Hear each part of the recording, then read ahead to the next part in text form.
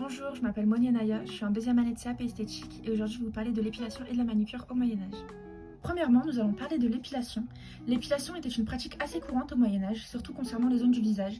Cependant, concernant les zones du corps, celles-ci étaient plus rares, sauf pour certaines courtisanes qui, elles, s'épilaient le corps également. Les manières d'épiler au Moyen-Âge étaient assez dangereuses car les préparations étaient principalement faites à base d'arsenic ou de chaux brûlé. Il n'était donc pas rare de voir certaines femmes avec de grosses brûlures ou des irritations sur les zones épilées. Nous allons maintenant parler de la manucure. La manucure était une prestation assez négligée au Moyen-Âge, surtout pour les artisans. Cependant, pour les nobles et les riches, celle-ci était une prestation qui se pratiquait plus régulièrement. Les ongles étaient limés avec des limes en pierre ou en métal, parfois recouvertes de poudre abrasive. Pour faire briller l'ongle, souvent des huiles étaient utilisées, telles que de l'huile d'olive ou de l'huile de rose. Quant aux mains, celles-ci étaient lavées dans des bains d'eau parfumés à base de plantes. Bonjour, je m'appelle Lita Margot, je suis actuellement en CAP2 esthétique et aujourd'hui je vais pouvoir vous présenter le maquillage et le parfum au Moyen-Âge. Tout d'abord, nous allons commencer par le maquillage. Les femmes au Moyen-Âge, elles cherchaient un teint très pâle, qui était donc un signe de noblesse.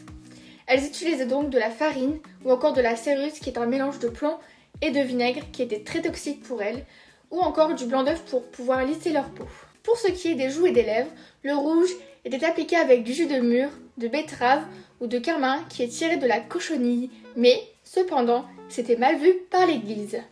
Pour terminer, nous allons pouvoir parler des yeux.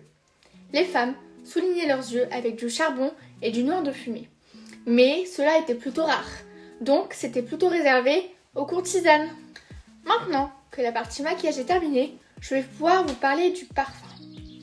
Les femmes utilisaient des sachets parfumés à base de rose, de lavande, de thym, mais encore de romarin qu'elles plaçaient dans leurs vêtements. Les femmes se frottaient également la peau avec des eaux parfumées, eau de rose, eau de lavande, mais encore des épices, musc, cannelle et ambre gris.